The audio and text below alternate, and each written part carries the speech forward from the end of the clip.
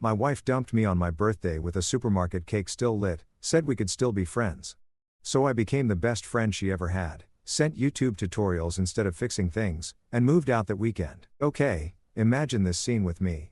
I was 32, planted in the middle of my own living room, watching a supermarket sheet cake flicker like it was one bad breeze away from setting off the smoke alarm. My head was going, this has got to be it. This is finally the year Harper pulls off a real surprise. Maybe one of those fancy watches, the kind that makes you look pulled together even when you're actually just glancing at it to see how badly you're running late. Or maybe she'd booked us some tropical getaway where the hardest call I'd have to make all week was fish tacos versus shrimp tacos. I don't ask for much. Honestly, though, after 5 years of marriage where my birthday hauls had ranged from a pack of socks to a jumbo bottle of Costco multivitamins, I figured I was due for an upgrade. Pizza boxes were piled on the counter like a leaning tower of pepperoni, and I'd already plowed through 3 slices since nobody else had bothered to show up. Harper had told me she wanted it low-key this year, and I took that as code for romantic. Turns out it actually meant she didn't want an audience for what was coming. She stood there in her go-to athleisure outfit, the one she busted out when she was serious about yoga but mostly just wanted to look adorable sipping an overpriced smoothie. Her expression was unmistakable, you know the one, like she'd been rehearsing lines in the shower for weeks and was finally ready to unload them with the swagger of somebody who just wrapped a self-help audiobook. Looking back, the throat clear and the folded hands should have tipped me off. She looked like she was gearing up to give a keynote at a conference for people who never quite got past their glory days in college. "Logan," she said, and the way my name came out of her mouth made my stomach drop harder than my credit score did after we caved and bought that ridiculous farmhouse table she swore we needed. I've been doing some serious soul searching, and I've realized we've drifted apart. We're not who we were when we said I do. I think it's time we admit our story together has run its course. I blinked, once, then again, waiting for the joke to land. It never did. She just kept talking, and I swear she was checking off breakup cliches one by one like a grocery list. It's not you, it's me, check. I need to find myself, check. You deserve someone who can actually meet your needs, check, check, and check. She even tossed in a line about embracing her authentic self and honoring her truth, and I nearly asked which 2 a.m. YouTube guru had been feeding her this material. Instead I stayed quiet, mostly because shock had short-circuited my ability to talk. Meanwhile the birthday candles were dripping wax straight into the frosting, little wax rivers forming abstract shapes that somehow mirrored exactly what was happening to my marriage. She capped off her little presentation with the classic move, that earnest, sincere eye contact people use right when they're convinced they're doing you some kind of favor. "But Logan, we can still be friends." Friends, for sure. The same woman who once vowed to stick by me through sickness, health, richer, poorer, till death, she was now offering me the exact same arrangement I had with whoever dropped off my Amazon packages. Something in my brain glitched for a second, like biting down on stray tinfoil, and then it clicked. Maybe it was the shock. Maybe it was the 3 beers I'd already knocked back expecting a celebration. Maybe it was some kind of divine nudge. Whatever it was, standing there surrounded by melted wax and cold pizza, I suddenly felt weirdly, completely calm. So I smiled. A huge, face-aching grin.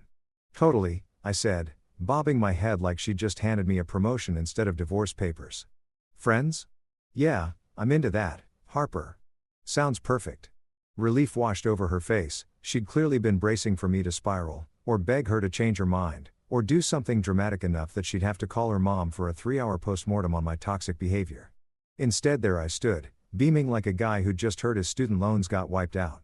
She came in for a hug, arms wrapped around my shoulders, squeezing me like we'd just pulled off some mature, beautiful decision as a team. "Oh, Logan," she sighed against my shoulder. "I'm so relieved you're taking this so well. This is exactly why I know our friendship is going to work." What Harper had no clue about, what she couldn't have possibly known while she stood there patting herself on the back for communicating her needs or whatever nonsense her therapist had planted in her head, was that my mind had already sprinted 3 steps ahead. While she hugged me, probably already rehearsing how she'd frame this story to make herself the reasonable one, I was crunching numbers. Friendship math. Tallying up everything a husband handles versus everything a friend handles and noticing the Venn diagram barely overlapped. Friends don't crawl out of bed at 6 a.m. to whip up a latte using that pricey almond milk from Whole Foods that costs more per ounce than actual gold. Friends don't jumpstart your car every other week because you refuse to accept your batteries dying and keep blaming the cold even in the middle of July. Friends absolutely do not spend their Saturdays snaking your bathroom drain because you insist on washing your hair in there despite my repeated warnings that all that conditioner will clog it. Friends, Harper's kind of friends, don't do any of that. But she hadn't caught up to that reality yet. She was still coasting on the high of her brave decision, still starring in her own inspirational film about a woman who finally chose herself. She pulled back from the hug, looking at me with genuine gratitude, as if I'd just handed her a gift rather than watched my marriage collapse on my own birthday. "Thanks for understanding," she said gently. "I was scared you'd fight me on this." "Nope," I said, still wearing that slightly unhinged grin. "Not even a little. We're friends now. Easy as that." She smiled back and headed toward the bedroom, probably to call her best friend Jenna and brag about how gracefully I'd taken the news, how evolved I was being. Meanwhile, I stayed put by the birthday cake, watching the last candle die out, already mentally drafting what I like to think of as the friendship invoice. Every perk of marriage she assumed she'd still get to keep, every assumption baked into her fantasy version of this new arrangement. I was about to teach her a lesson she'd somehow skipped in all her self-discovery. Actions have consequences, and friendship, baby, runs both ways. I sliced myself some cake, cracked open another beer, and raised a toast to absolutely nothing. "Happy birthday to me," I muttered to my empty living room. "And happy Friendship Day to you too, Harper. This is going to be entertaining." Morning showed up with all the delicacy of a freight train plowing through a public library, and somehow I woke up feeling weirdly charged for a guy whose marriage had exploded less than 12 hours earlier. I could hear Harper puttering around the kitchen, and from the sounds of it, cupboard slamming with mounting irritation, her favorite mug hitting the counter a little too hard. She was clearly expecting the usual morning routine. You know the one, me playing barista, short order cook, mechanic, and on-call emotional support. All before 8 a.m. I stayed in bed a minute, staring at the ceiling, listening to her huff like the world had personally betrayed her by not having breakfast waiting. Any other morning, any other week, any prior year of our marriage, I'd have hauled myself out of bed, shuffled into the kitchen in my pajamas, and started the whole routine. Fire up the espresso machine worth more than my first car. Steam the almond milk to precisely 140 degrees because anything hotter apparently wrecks the flavor. Toast her gluten-free bread that tastes like sad cardboard. Have it all set out before she finished her skincare routine, which had more steps than a rocket launch. But here's the deal with getting demoted from husband to friend. Friends don't do that stuff. Friends don't scramble to anticipate your every whim like you're some benevolent overlord. Friends are equals. Friends split the check, take turns driving, and absolutely, positively do not whip up custom lattes at sunrise. So I got up, threw on clothes, and walked straight past her in the kitchen. There she stood in her fancy silk pajamas, the expensive set from her I deserved to treat myself era, a phase that lasted around 8 months and left our savings gutted. She looked at me expectantly, like a golden retriever waiting for someone to toss a ball. "Morning," she said, sugar sweet like an artificial sweetener packet, glancing meaningfully at the coffee maker. "Morning, friend," I said back, snagging my keys and phone. I'd already fixed myself coffee, plain black, in a travel mug, the way it's meant to be, and was on my way out, but not before dropping a little parting gift on the counter. A note scrawled on the back of one of her endless vision board printouts, the one scattered everywhere like manifestation confetti. It read, "Happy Friendship Day. FYI, the toaster has a timer, works great as an alarm if you need help remembering to make your own breakfast. Also, friends usually don't make each other coffee, but there's a solid tutorial on YouTube if the espresso machine gives you trouble. Have a blessed day." I heard her grab the note right as I shut the front door behind me, and the noise she made, half gasp, half confused squeak, carried me all the way to my truck. I had to hold back a full victory dance in the driveway, because the neighbors were probably already getting plenty of entertainment from our imploding marriage without me adding a dance number. Work that day felt fantastic, mostly because I spent it fantasizing about my brand new life as Harper's friend and everything that would mean. No more splitting a mortgage on a house she'd insisted on even though it added 30 minutes to my commute. No more utilities in my name while she cranked the heat like she was trying to recreate the sun's surface. No more automatically being the go-to handyman for anything and everything that broke or made a weird noise. I felt lighter than I had in years, like I'd been hauling around a weighted vest and someone had finally let me take it off. By the time I got home that night, I'd already made up my mind. I was out. That weekend. I'd already texted my buddy Marcus, whose friend managed an apartment complex, and just like that, I had a place lined up, small, affordable, mine. The holy trinity of post-breakup living. Harper was waiting in the living room when I walked in, radiating the kind of manic energy women get after a full day of stress cleaning and overthinking simultaneously. "We need to talk," she said, universally recognized as the 4 worst words in the English language.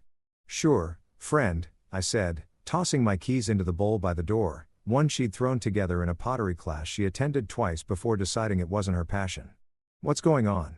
"I've been thinking about logistics," she began, clearly armed with prepared talking points, maybe bullet points, possibly an actual slideshow if given enough notice. "I think the smartest move is for us to keep living here together while we sort things out. Financially, it doesn't make sense for either of us to move right now. We're adults. We can handle this maturely." I nodded along like I was genuinely mulling over this absurd suggestion. "That's a fascinating take, Harper. But here's the thing, I've already found a new place, and I'm out of here this weekend." Her expression froze, like her brain was buffering. "You what? You can't just leave me here." "As your friend," I said, and honestly, I was starting to love that phrase, "I absolutely can." Friends don't share a mortgage, Harper. Friends don't co-sign leases. Friends don't legally chain themselves to 30 years of debt on a house that's got character, which really just means plumbing from 1987 and a foundation that raises questions. "But the bills, the rent, what about?" She was spiraling now, her voice climbing with every word, and I watched reality dawn on her in real time. The reality that this house, with its farmhouse aesthetic and Instagram-ready kitchen she never actually cooked in, ran on more than good vibes and Target candles. "What about them?" I asked, genuinely curious where she thought this conversation was headed. "Those are your responsibility now. Your half was always your responsibility. Guess you figured friendship meant I'd keep footing the whole bill while you went off finding your authentic self or whatever." Her expression was priceless, the kind of priceless that art collectors would sell their souls for. A perfect blend of confusion, indignation, and this is not how I pictured this going. She looked exactly like someone who'd just heard every Starbucks was shutting down for good and she'd never again get to order her venti iced caramel macchiato with extra drizzle, oat milk, 2 pumps vanilla, cup selfie included. "You're being completely unreasonable," she finally sputtered. "I thought you said we'd stay friends." "We are friends," I said, cracking open a beer from the fridge, my beer, bought with my money, from a grocery run I did solo because Harper thinks grocery shopping is boring. "And friends respect each other's boundaries and independence. So I'm exercising mine by moving out, and respecting yours by not being married to me anymore. See how nicely that works out? Beautiful. Very mature of us." I popped the beer open and walked past her toward what used to be my bedroom, leaving her standing there mouth agape, like a fish attempting long division. "I'll start packing tonight," I called back.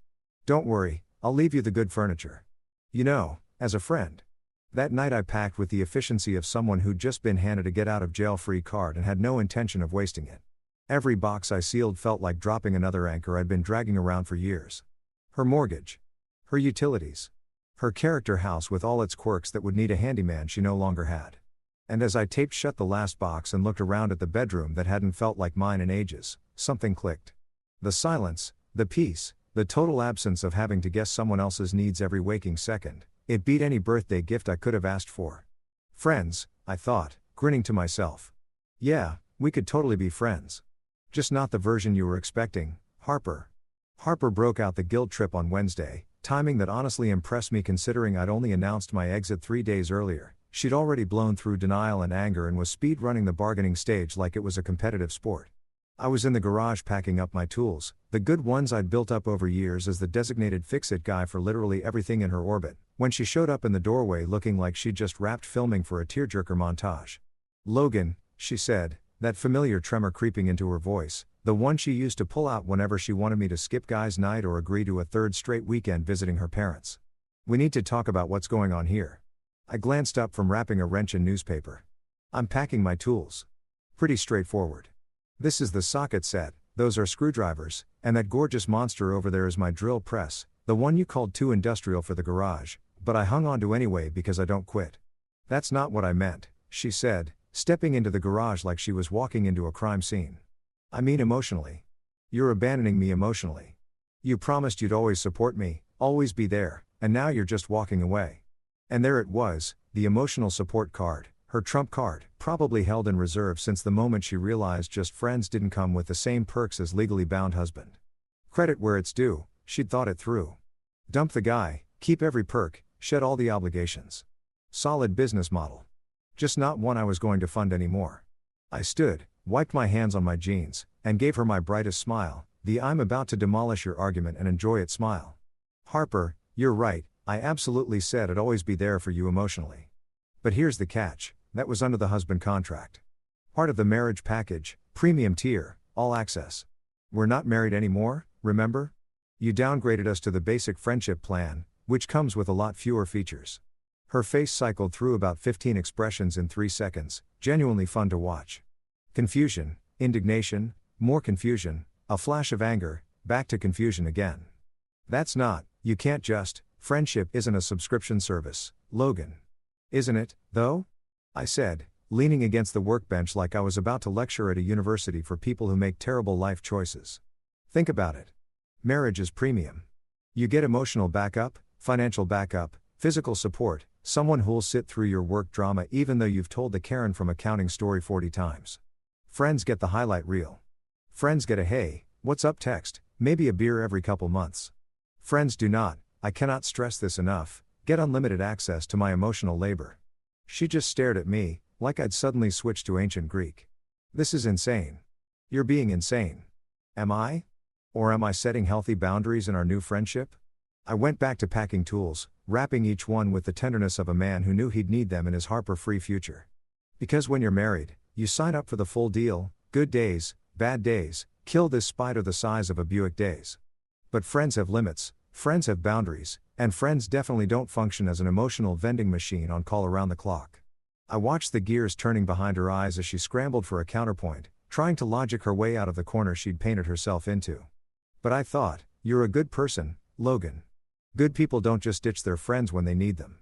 You're right, I said, turning to face her, socket wrench still in hand. I am a good person, which is exactly why, as your friend, I'm going to be honest instead of pretending everything's fine. Here's your daily dose of emotional support, figure out how to handle your own problems. Learn how to fix things when they break, how to run a household budget, how to deal with stress without dumping it all on someone else. That's not me being cruel. That's me being a real friend and telling you the truth. She looked close to tears, and I'll admit, some part of me, the part that had spent 5 years married to her, almost felt bad. Almost. Then I remembered every panicked call at work because she couldn't figure out the router. Every bad day where she expected me to drop everything and cater to her feelings. Every time she treated my time, energy, and emotional bandwidth like some bottomless well that existed purely for her use. When are you actually moving out? She asked quietly, switching tactics, sad and defeated now, clearly hoping to guilt me into reconsidering. Saturday morning, I said, going back to my boxes. Marcus is bringing his truck. Should be gone by noon. That's in 3 days. Yep. Turns out once you're not emotionally invested anymore, decisions come fast. Very efficient. You should give it a try sometime. Thursday blurred by in a haze of packing and dodging Harper's increasingly panicked texts. Each one hit the same note, can we talk about this? Are you really doing this? This feels really sudden. I think you're making a mistake. I responded to exactly 0 of them, because friends don't owe each other instant replies. Friends can take their time.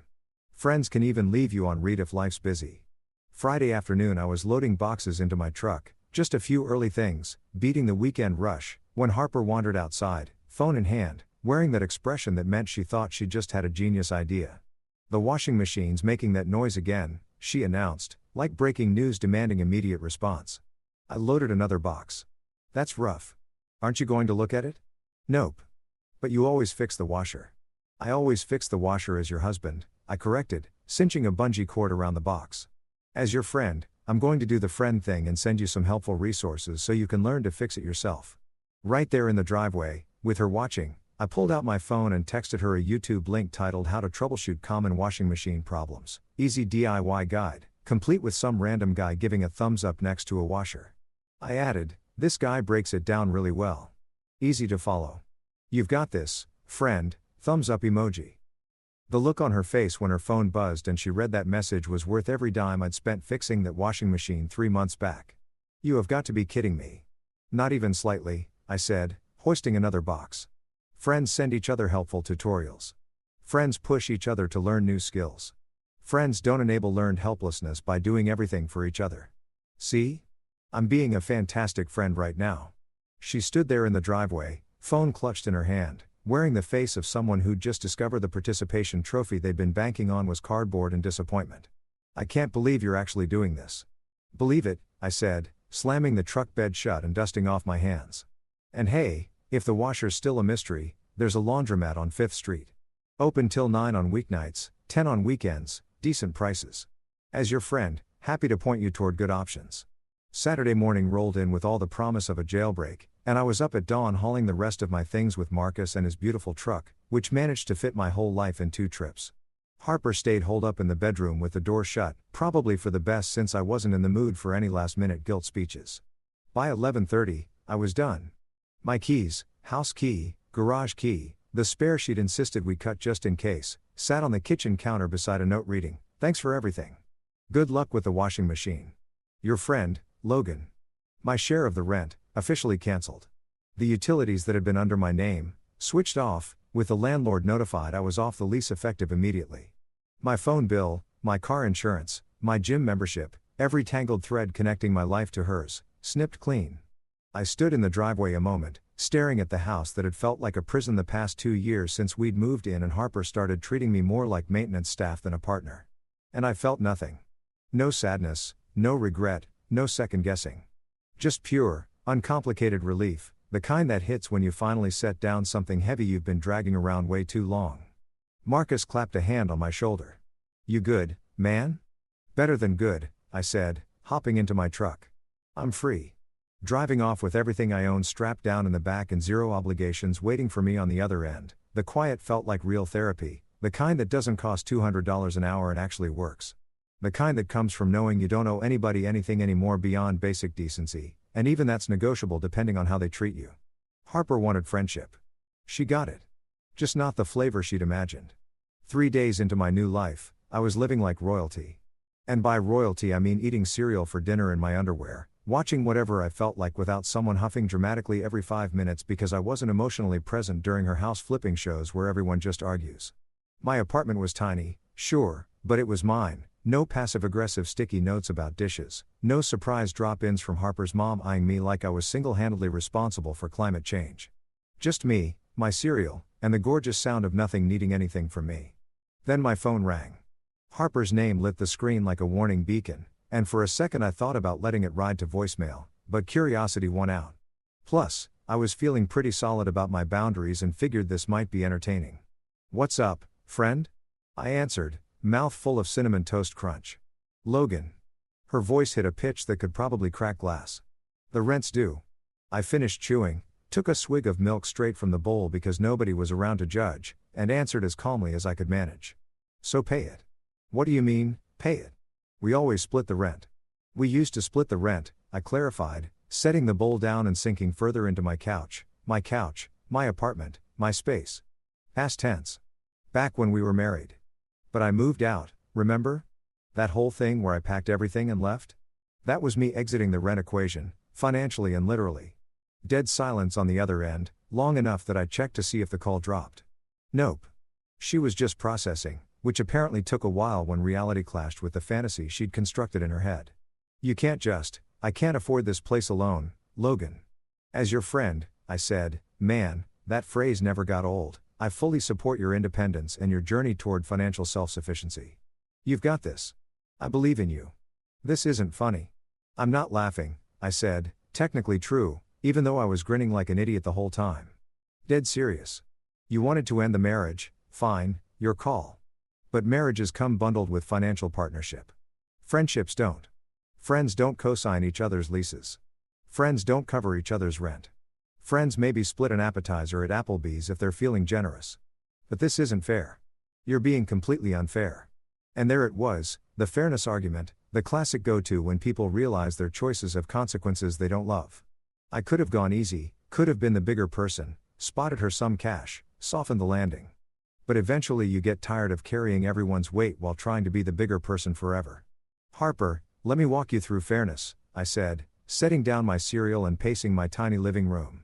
Fairness was us married, splitting things evenly. Fairness was me busting my ass at work while also handling most of the household repairs, cooking, shopping, and emotional support whenever you needed it. Fairness was me jumping through hoops for your happiness while you were off finding yourself. You know what's not fair? Dumping someone and still expecting them to shoulder all the old responsibilities with none of the perks. That's not fair. That's insane. She was crying now, I could hear it in the hitch of her breathing, the little hiccups she got when she was really upset.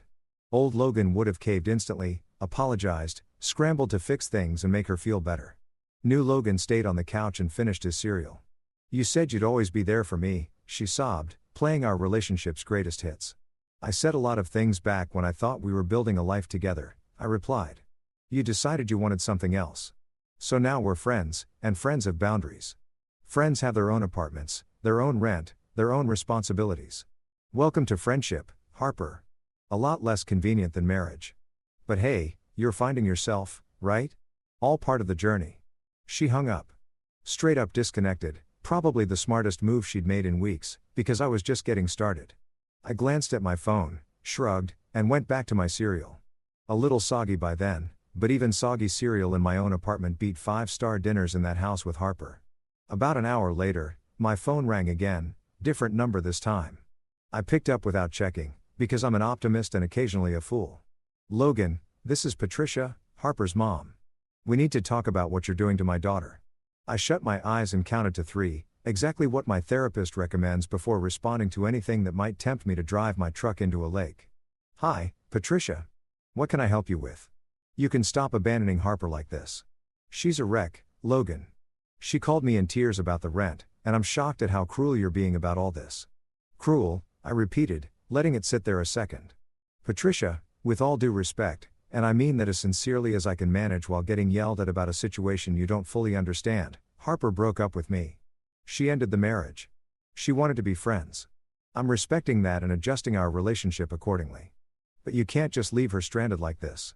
Ma'am, I said, switching into my customer service voice, the one reserved for particularly difficult clients, I'm not leaving her stranded. I'm leaving her to handle her own adult life like an adult. She has a job, she has income, she's got the same capacity as any functioning adult to figure out her bills.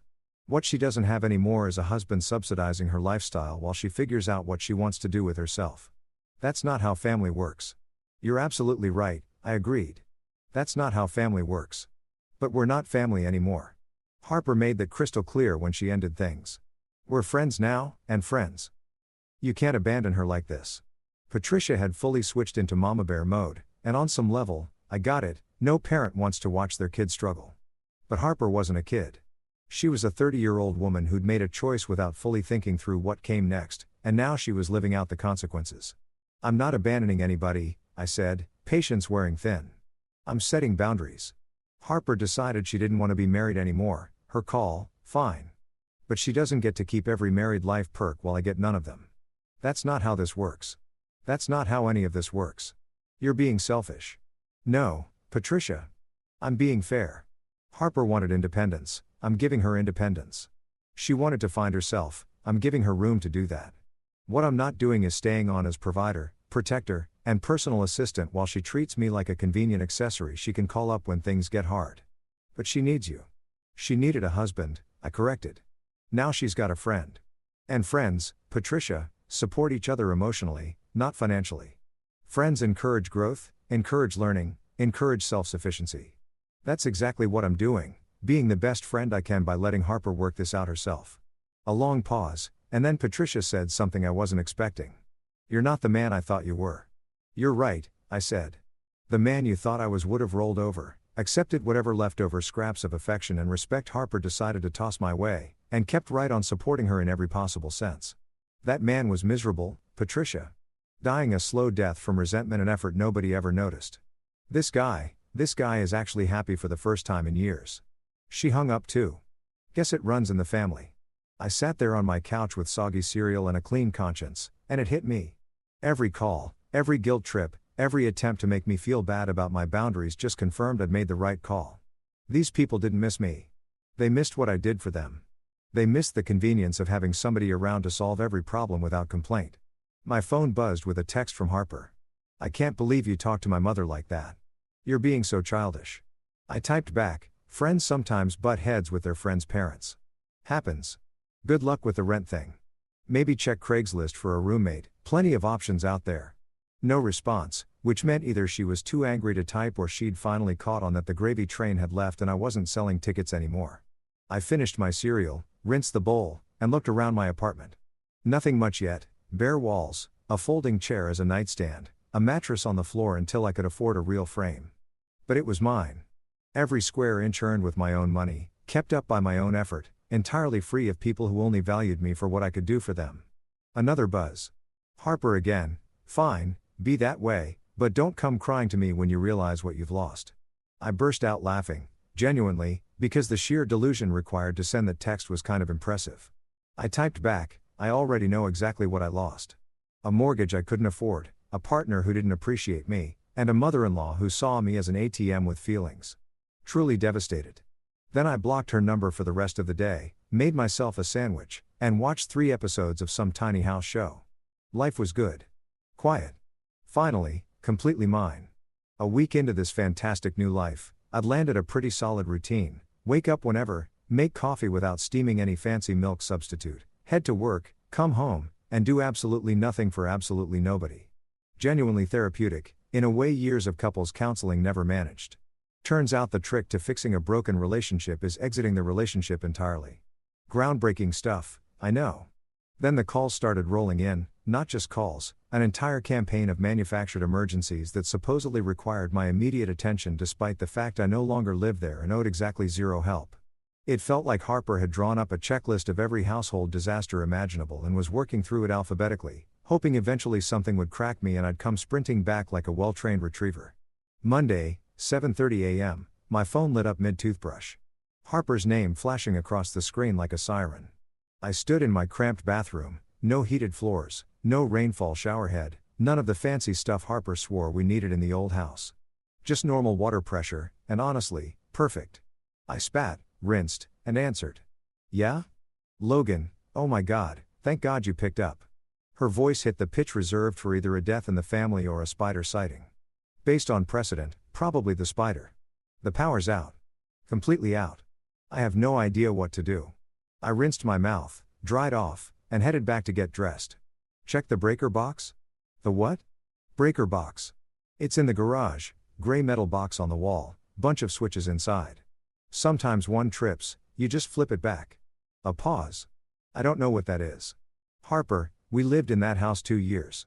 I've shown you the breaker box at least 4 times.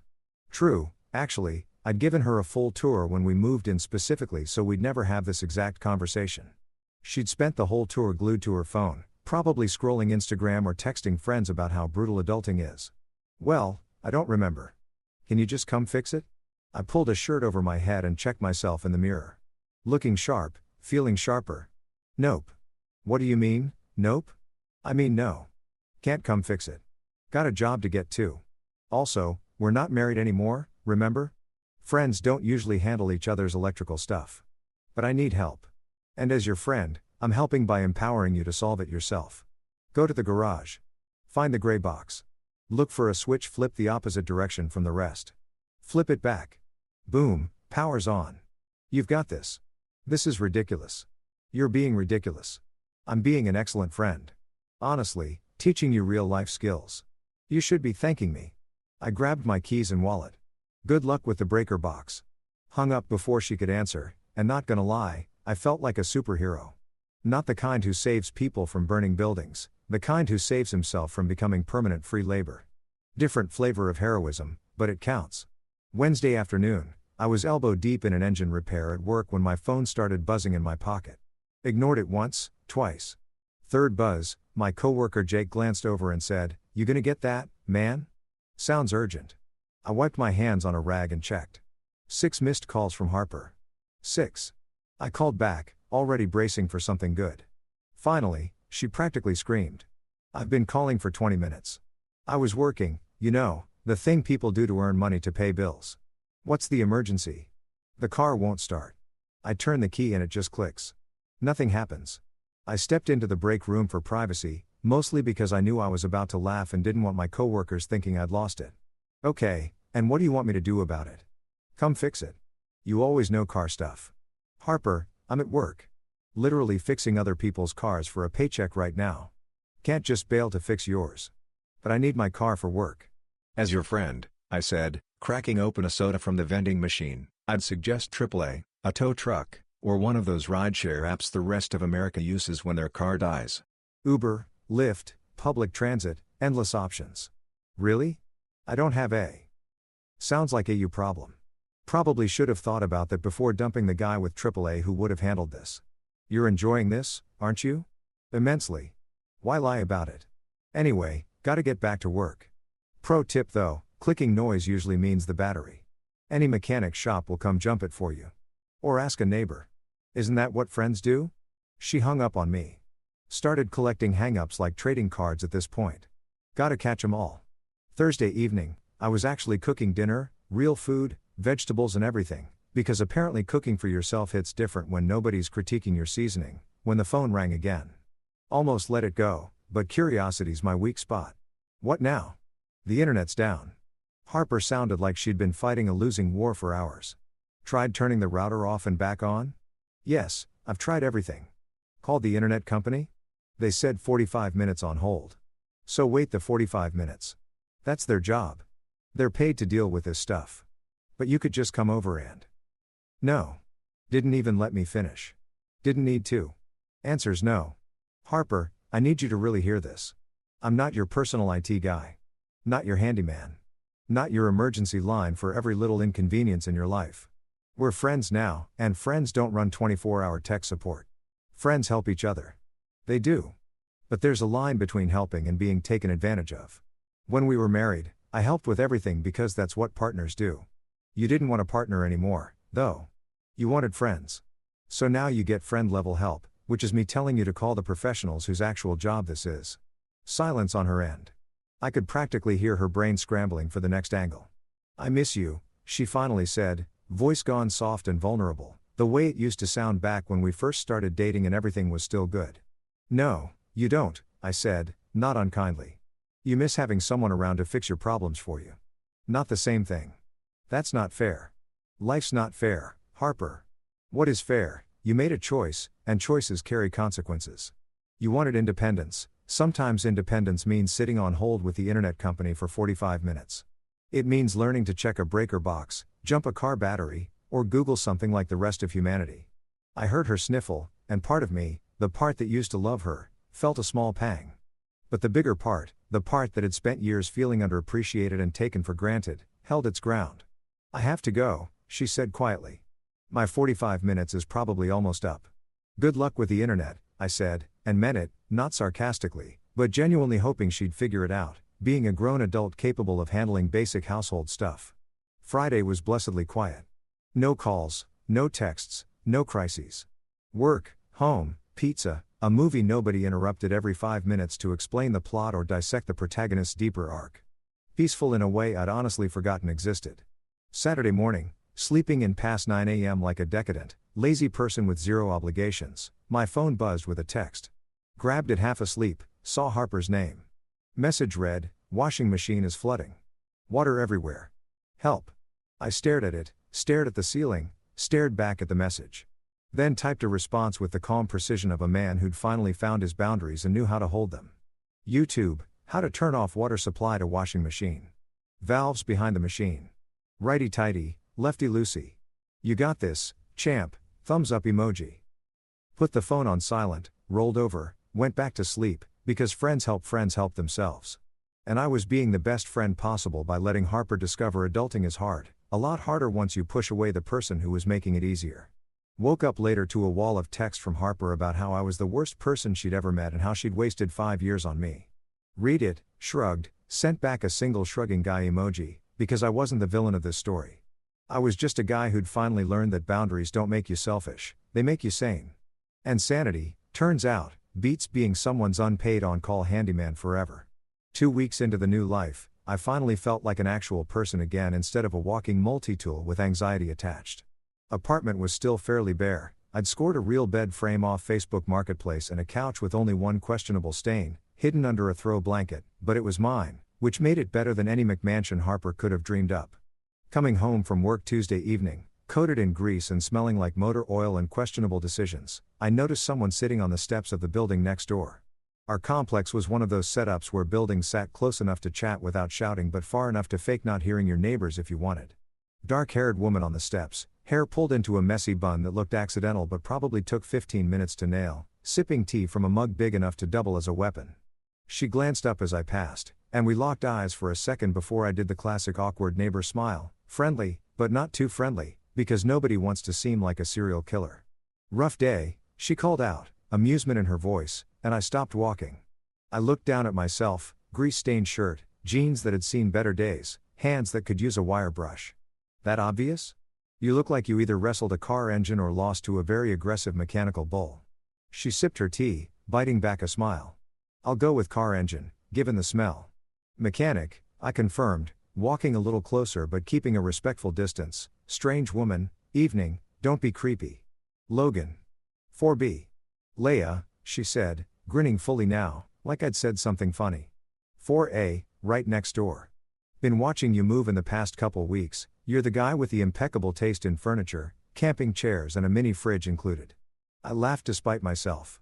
Hey, that mini fridge is a classic. College purchase. Still runs like a champ. Quality craftsmanship right there. Nothing screams I've got my life together quite like a dorm fridge, she agreed, no judgment in her voice at all, just good-natured teasing. Want some tea? Made way too much, and I'm avoiding my laptop, which is currently judging me over some deadlines. I should have said no. Should have gone in, showered, resumed my hermit routine.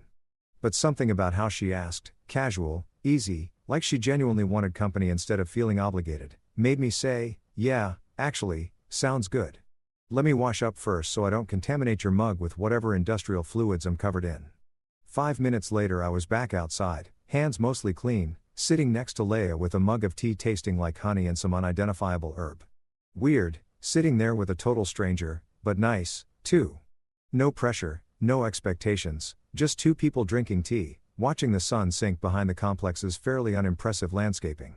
So, Leia said after a comfortable pause, gotta ask, tell me to mind my own business if you want, did you just go through a breakup? I've been watching you move in, and there's been a real shortage of anything feminine in your box collection. Mostly tools, car parts, and what looked like a concerning volume of cereal. I nearly spat out my tea. That obvious? Camping chair was clue 1. Using a toolbox as a coffee table was clue 2. But really, it was the smile.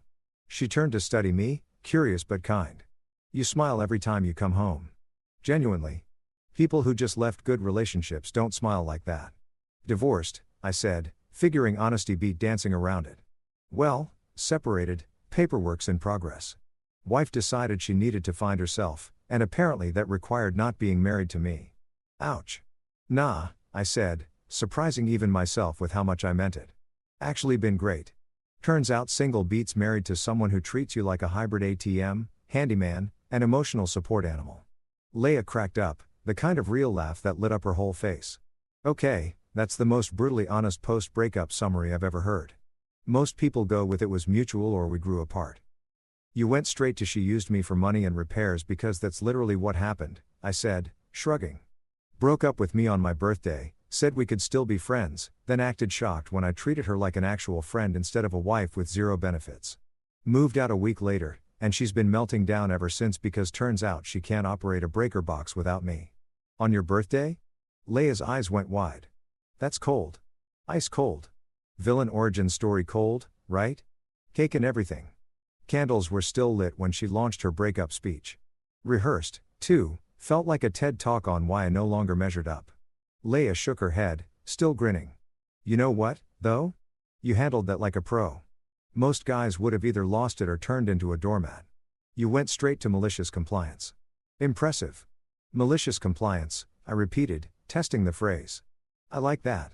Exactly what it is.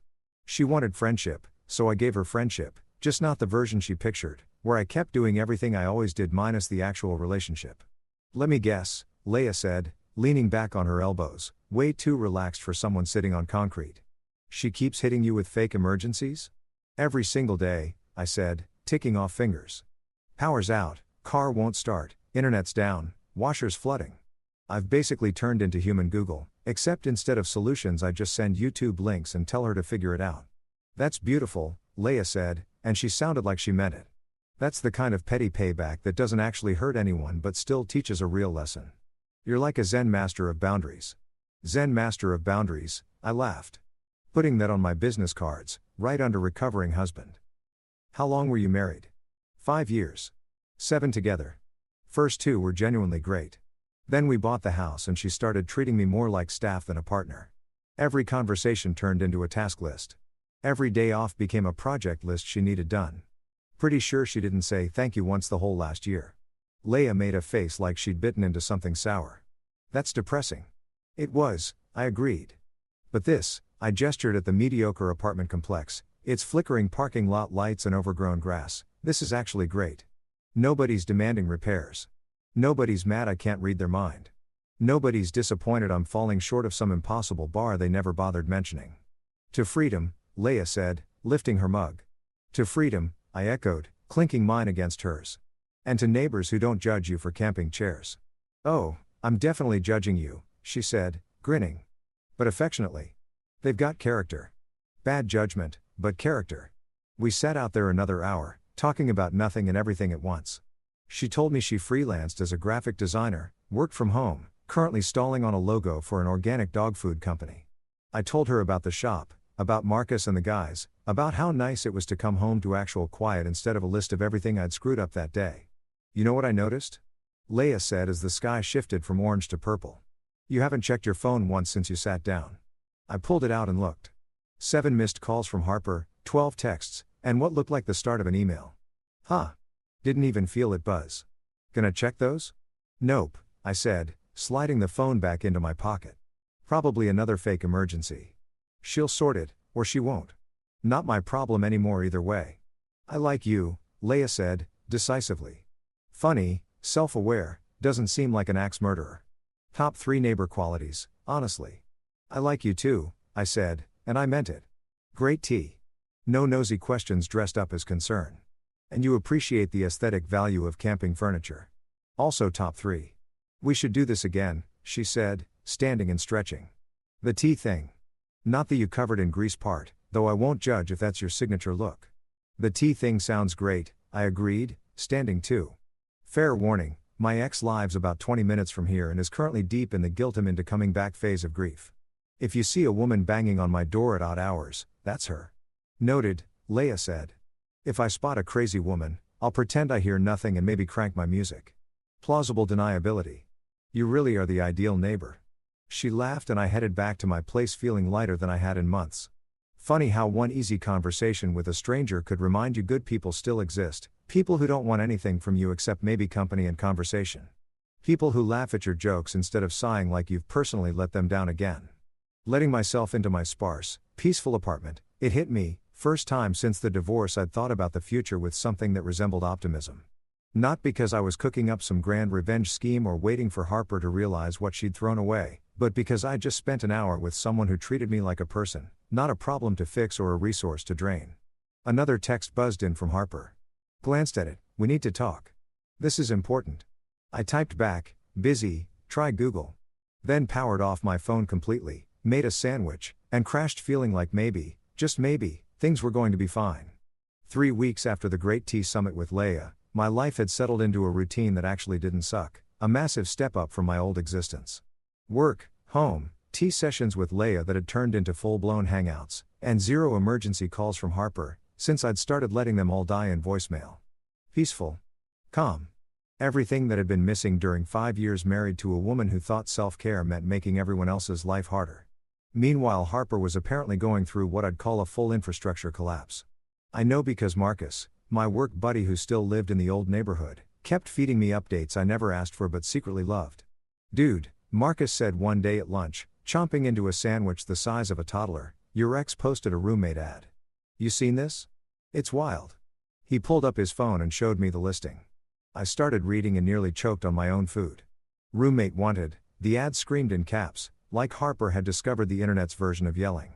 Must be financially stable, handy with repairs, tech savvy, emotionally mature, quiet, clean, and willing to pitch in on household tasks. Own transportation required, available for occasional emergency situations. Prefer someone calm under pressure who can handle home maintenance issues. I read it twice, positive I was hallucinating. This isn't a roommate ad, I said, showing Jake, who'd wandered over to see what the laughing was about. This is a job posting. She's literally trying to hire a replacement me. Available for occasional emergency situations, Jake read aloud, barely holding it together. What kind of emergencies? Wi-Fi's down and she doesn't know how to restart a router? Exactly those emergencies, I confirmed. She's basically looking for a husband minus the husband perks. Good luck with that, Harper. Marcus nearly choked on his soda. How much is she offering to pay this person? Let's see. I scrolled. Split rent, split utilities. So she wants somebody to pay half the rent while acting as her personal handyman, tech support, and emotional stability coordinator. That's not a roommate. That's a sucker. How many responses so far? Jake asked. I checked. Posted 3 days ago. 0. None. Turns out people can sniff out a bad deal from a mile away. The three of us stood there staring at this sad, desperate ad, and I felt something unexpected, not satisfaction, not vindication, just nothing. No lingering anger, no bitterness, no urge to gloat. Just a distant kind of pity for someone who'd tossed away something good, convinced she could do better, only to find out better didn't exist. You good, man? Marcus asked, probably noticing I'd gone quiet. Yeah, I said, and meant it. Actually great. Just realized I don't care anymore, at all. She can figure it out or not. Not my circus, definitely not my monkeys. That evening I was helping Leia fix a wobbly board on her garden gate. She'd converted her tiny patio into an actual little garden, impressive given our complex's strict, and universally ignored, no modifications policy, when she brought up Harper. So your ex? Leia said, holding the gate steady while I worked the screws. Still hitting you with emergencies? Less so, I said, focused on angling the screw right. I think she's finally catching on. Or she's found someone new to bother. Marcus showed me that roommate ad, Leia admitted, biting back a smile when I looked up. That was something. Emotionally mature and good with home repairs. She basically just described a therapist moonlighting as a contractor. She described a husband, I corrected, moving to the next screw. Just doesn't want to admit it. Wants all the marriage perks without the commitment or emotional labor on her side. That's not how any of this works, Leia said, which honestly could have been the thesis of my entire divorce. Nope. She'll learn the hard way. I finished the last screw and tested the gate, solid, no wobble left. There you go. Good as new. You're really good at this, Leia observed, checking my work. The fixing things thing. You actually enjoy it, or did you just get good out of necessity? Good question, I actually had to think. Both, probably. I like working with my hands, solving problems, making stuff function. What I stopped liking was being expected to fix everything nonstop without appreciation, without even a thank you. Stopped being satisfying, started being just draining. Makes sense, Leia said, and we headed back to her patio, where she'd set out 2 chairs and a pitcher of lemonade, apparently the kind of person who just makes lemonade on a random weeknight like that's normal. You know the difference between you fixing my gate and you fixing whatever crisis Harper was having? What's that? I asked. I said, thank you. And I'm making you lemonade because I actually appreciate it. She handed me a glass. Not complicated. People just forget appreciation is part of the deal. I sipped it. Perfect. Not too sweet, not too tart. This is really good. See, appreciation, revolutionary concept. She settled into her chair, looking a little too pleased with herself. Also made cookies earlier. Inside if you want some. You baked cookies too?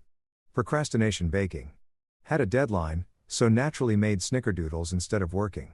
It's basically a disease. I laughed, struck by how easy this all felt. Sitting on a patio, sipping lemonade, chatting about nothing with someone who didn't need a single thing from me except maybe some company. When was the last time I felt this relaxed around another person?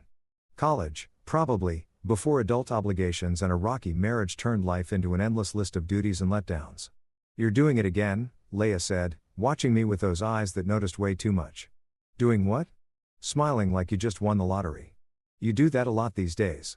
That's because I basically did win the lottery, I said. The divorce lottery. The got out before it got worse lottery. The life is actually pretty good once you're out of a toxic relationship lottery. Those are all the same lottery, she pointed out. Sure, but I'm really grateful, so I'm counting it multiple times. We sat as the sun dropped, her still talking about the dog food logo she was avoiding, me talking about this vintage Mustang that had rolled into the shop, basically automotive art. Easy, normal conversation, the kind where you never have to watch your words or worry about tripping some emotional landmine you didn't know was buried there. Can I ask you something? Leia said eventually. Sure. Do you ever miss it, not her specifically, but being with somebody? I actually thought it over. I miss the idea of what I thought I had. The partnership, the companionship, sharing stuff with someone. The actual reality of what I had? No. Don't miss feeling taken for granted, don't miss feeling like an employee inside my own marriage, don't miss constant criticism dressed up as helpful feedback. Fair enough, Leia said. Just wanted to make sure you weren't the type who swears off relationships forever and turns bitter about it. Nah, I said. Not swearing anything off. Just way more selective now about who gets my time and energy. Life's too short wasting it on people who don't appreciate you. Words to live by, she agreed, raising her glass. To not wasting time on people who suck. To not wasting time on people who suck, I echoed, clinking glasses. My phone buzzed. Pulled it out, saw Harper's name. Text read, I saw you posted something on Facebook about fixing a gate. Are you dating someone? I stared at that for a second, trying to figure out when I'd supposedly posted anything on Facebook, which I barely touch. Then it clicked, Marcus. He must have posted something about me helping Leia. Or maybe Jake. Or hell, maybe Leia herself had posted a photo of the fixed gate and thanked me in the comments. Didn't much matter. I typed back, not dating, just helping a friend, like friends do. Added, also, friends don't stalk each other's social media. Might want to work on that. Leia noticed and raised an eyebrow. The ex? Yep. Apparently monitoring my social media now. Wants to know if I'm seeing someone. Are you? Leia asked, something unreadable in her voice. Not officially, I said honestly. But not opposed to it either. If the right person came along, someone who actually appreciates me and doesn't treat me like a combination ATM and repair crew. Someone who makes you lemonade and cookies, Leia suggested, smiling. Definitely a point in their favor, I agreed, smiling back. Another buzz. Harper, this is really hurtful. Logan, I can't believe you're moving on already. I showed the text to Leia, who read it and made a face like she'd caught a bad smell. She dumps you and then gets mad you're actually living your life? That's Olympic level nerve, right? I texted back, you broke up with me, remember? On my birthday, with cake. You don't get to be upset about what I do now. We're friends, remember? Friends are happy for each other. Then I silenced my phone and shoved it in my pocket. You know what? I'm done engaging with this. She can be mad all she wants. I've got lemonade to finish and allegedly cookies somewhere. Definitely cookies, Leia confirmed, standing. Come on, grab them before I eat them all myself. Following her inside, past the little patio garden and into her cozy, lived-in apartment that felt like an actual home instead of a showroom, something clicked. This was what I'd been missing. Not romance necessarily, genuine human connection. Someone treating me like a person instead of a resource. Someone saying, thank you, making lemonade, baking cookies not because they wanted something back, but because they enjoyed having me around. If Harper couldn't grasp why that beat what we'd had, that was her problem to sort out. I had cookies to eat. A month into the new life, things with Leia had shifted from friendly neighbors sharing tea occasionally to people hanging out multiple times a week, genuinely enjoying each other's company. We'd settled into this easy rhythm. I'd help with random stuff around her place, not because she couldn't manage it herself, but because she asked nicely and actually said, thank you like a normal human. And she fed me, since apparently I'd been surviving on cereal and takeout, which she found personally offensive. Tuesday evening, we were at her place having actual dinner, a pasta dish loaded with vegetables and chicken that tasted like someone had genuinely bothered with seasoning, a novel experience after years of Harper's cooking, which mostly meant ordering Uber Eats and plating it to look homemade. Mid-debate about whether Die Hard counts as a Christmas movie, it absolutely does, fight me, my phone rang. Harper's name lit up like a warning light. I'd unblocked her a few days earlier in a weak moment, figuring maybe she'd moved on by now. Clearly a mistake. I declined and went back to my pasta. Sorry, where were we? Right, Bruce Willis and the true meaning of Christmas. Leia watched me with amusement. You gonna answer that? Nope. If it's important, she'll leave a voicemail. If it's not, she'll call back 17 times until I pick up, which will confirm it wasn't important at all. Phone rang again immediately. Declined again. See, not important. Your eyes are cold, Leia said, grinning. I respect it. Third ring. I sighed, set down my fork, and answered. What's up, Harper? Where are you? Her voice had that edge, the one signaling a dramatic production was about to unfold. Having dinner. With who? A friend. Why? Pause, and I could practically hear her brain processing this and landing on all the wrong, or actually the exactly right, conclusions, though she didn't need to know that yet. Are you with Leia? How do you even know her name? I asked, genuinely curious. I have my sources. Are you dating her? I glanced across the table at Leia, watching this unfold with barely suppressed amusement. Harper, even if I were dating someone, which is none of your business since you're the one who left, I wouldn't need to check in with you about it. We're friends, remember? Friends don't owe each other relationship reports. I just think it's really suspicious how fast you've moved on, she said, that wounded tone creeping back in, the one that used to work but now just tired me out. We were together 7 years, Logan. 7 years. And you're already having cozy dinners with the neighbor. Harper, I said, keeping my voice level, you're the one who ended it. On my birthday. Told me you needed to find yourself and that we should stay friends. So I'm being your friend. Friends are happy when their friends are happy. Friends don't interrogate each other over dinner guests. This is different, and you know it. How's it different? She stalled, clearly cornered by her own logic. It just is. I can't believe you're doing this to me. Doing what exactly? Existing? Having friends? Eating pasta? Frustration was building now, and Leia must have picked up on it, because she reached across the table and squeezed my hand. Harper, I'll say this one more time, as clearly as I can. What I do with my life isn't your concern anymore. You forfeited any say in my personal life the moment you decided you didn't want to be married to me. But I saw you with her. Her voice climbed, going shrill. I drove by your apartment yesterday and saw you two on her patio, all cozy and laughing. Okay, that's creepy. Legitimately stalker behavior. You drove to my apartment, Harper. That's not normal. That's the kind of thing people do right before a restraining order gets filed. I wasn't stalking. I happened to be in the area. My place is 30 minutes from you. You weren't in the area. You drove there specifically to spy on me. That's stalking, Harper. Textbook definition. Silence. So you were dating her.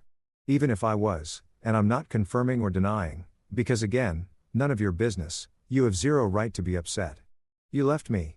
You ended the marriage. You told me we'd be better off as friends. Friends don't get jealous when friends date other people. We only broke up a month ago. You broke up with me a month ago, I corrected. Pretty sure you'd checked out of this relationship way before that. Don't act like I'm the villain for moving forward. I heard her sniffle, and despite everything, the frustration, the exhaustion, a flicker of sympathy hit me. Then I remembered every fake emergency, every guilt trip, every expectation that I'd keep playing personal assistant without any partner benefits attached. And that sympathy evaporated like spilled water on hot pavement. I've got to go, I said. Pasta's getting cold. Night, Harper. Hung up before she could respond, looked over at Leia, who was clearly fighting laughter. Sorry, I said. That was painfully awkward, and you shouldn't have had to sit through it. Are you kidding? That was incredible, Leia said, laughter breaking loose. You nailed it. Firm boundaries, zero wavering, and you called out the stalking thing, which honestly was pretty unsettling. She drove by my apartment to spy on me, I said, still processing that particular detail. That's genuinely unhinged, right? Objectively unhinged. Completely unhinged, Leia confirmed. Also, for the record, your pasta didn't get cold, I microwaved it while you were on the phone. I'm considerate like that. You're the best, I said, and meant it. So, Leia said, setting my reheated pasta back down, are we dating? I nearly choked on my water. Are we? I don't know, she said, sitting back with a mischievous grin. You were pretty careful not to confirm or deny it to your ex. Curious what the real answer is. I mean, I said, scrambling to navigate this without sounding like a complete fool, I like you a lot. I like spending time with you. I like that you make me lemonade and actually feed me real food instead of treating me like a combo ATM and repair service. But I don't want to rush anything or make you uncomfortable, or... Logan, she cut in, still smiling. I like you too. Have since the tea thing. I was just waiting for you to figure out that moving on doesn't make you a bad person. Oh, I said, feeling my face heat up like a teenager. Good to know. So, she said, taking a bite of pasta, official dating status, or you need more time? I thought about it for exactly half a second. Yeah, official dating. Let's do it. Cool, Leia said, casual as if we just picked a movie instead of made a relationship decision. Now can we get back to arguing about Die Hard?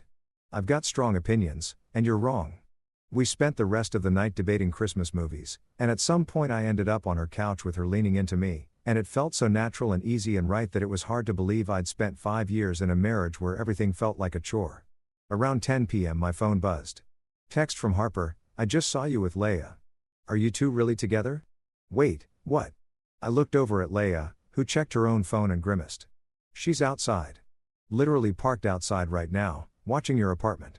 I got up, looked out the window. Sure enough, Harper's car was parked across the street, her silhouette visible in the driver's seat. "This is actually unhinged," I said. "This is restraining order territory. Want me to call the cops?" Leia asked, and she sounded serious about it. "No," I said, grabbing my phone. "I'm handling this once and for all." I walked outside, Leia following despite my protest that she didn't need to be involved. Harper spotted us and got out of her car, her face blotchy from crying, a stain on her yoga pants, looking like she hadn't slept in days. "Logan," she said, voice cracking. "Please, can we just talk?" "Harper, you need to go home," I said, calm but firm. "You can't keep showing up here. Can't keep calling every time you don't like what I'm doing with my life. We're not married. We're barely even friends at this point." "But she glanced at Leia, then back at me, something shifting in her expression. "Are you dating my neighbor?" "I'm not your neighbor," Leia said pleasantly. "I'm his neighbor. You live 30 minutes away, remember? You had to drive specifically to stalk him." Harper's face flushed red. "I wasn't stalking. I just wanted to see if he was happy without me." "Because he is," Leia finished. "Genuinely, deeply happy. Happier than I've ever seen him, based on what he's told me about your marriage." I probably should have stepped in, but honestly Leia was voicing everything I'd been thinking for weeks. "As your friend," I said, leaning into the word, happy to confirm, yes, I'm with Leia. We're together. And before you start on how fast this happened or how inappropriate it is, remember you're the one who ended the marriage. You don't get to police who I date or when." Harper stood there, mouth opening and closing, searching for words that wouldn't come. Finally, she just said, "I can't believe this is happening." "Believe it," I said, not unkindly. "Now go home, Harper. Move forward like you wanted, find yourself, be independent, just do it somewhere that isn't my front curb at 10 p.m. on a Tuesday." She got back in her car without another word, and we watched her drive off. Leia turned to me. "That was intense. You okay?" "Yeah," I said, and realized I actually meant it. That was closure. The messy, uncomfortable kind, but closure all the same. "Good," Leia said, taking my hand. "Now can we go back inside? I made brownies earlier, and they're going cold." "You made brownies too?" Procrastination baking strikes again. Really need to work on managing my deadlines. Walking back in hand, I glanced once more at the spot where Harper's car had been.